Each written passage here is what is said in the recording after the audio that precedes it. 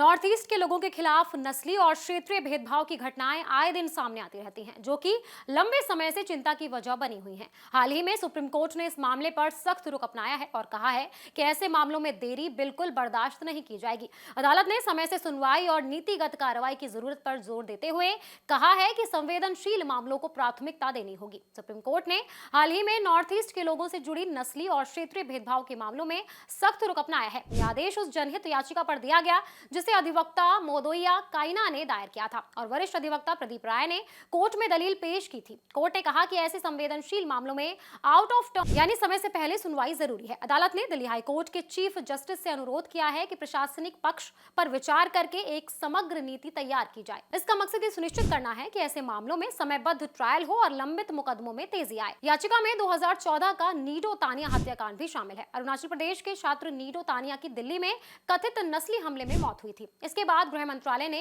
MP बेबजुरिया समिति गठित की थी, जिसने इस मामले की जांच की और कई जरूरी निष्कर्ष दिए, लेकिन इसके बावजूद प्रभावी संस्थागत प्रतिक्रिया नहीं दिखी। वरिष्ठ अधिवक्ता प्रदीप राय ने कोर्ट को बताया कि ऐसे मामलों में जांच पूरी होने और चार्जशीट दाखिल होने के बाद भी मुकदमे 3 से 4 साल तक लंबित रहते हैं। सुप्रीम कोर्ट ने इस समस्या को गंभीरता से लिया है और कहा है कि समयबद्ध सुनवाई के लिए नॉर्थ ईस्ट के लोगों के खिलाफ होने वाले मामलों को प्राथमिकता दी जानी चाहिए। सुप्रीम कोर्ट ने यह भी साफ किया है कि वो केस के गुण, दोष या मेरिट पर टिप्पणी नहीं कर रही, बल्कि मुकदमों में देरी को रोकने और ट्रायल समयबद्ध करने पर जोर दे रही है। अदालत ने कहा कि संवेदनशील मामलों में तेज सुनवाई से न सिर्फ पीड़ितों को न्याय मिलेगा, बल्कि समाज में विश्वास भी बढ़ेगा।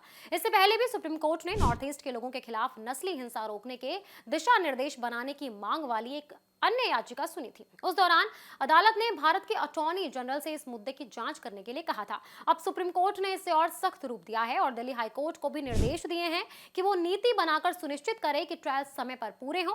सुप्रीम कोर्ट का यह आदेश समाज में समानता और न्याय सुनिश्चित करने की दिशा में एक अहम कदम है।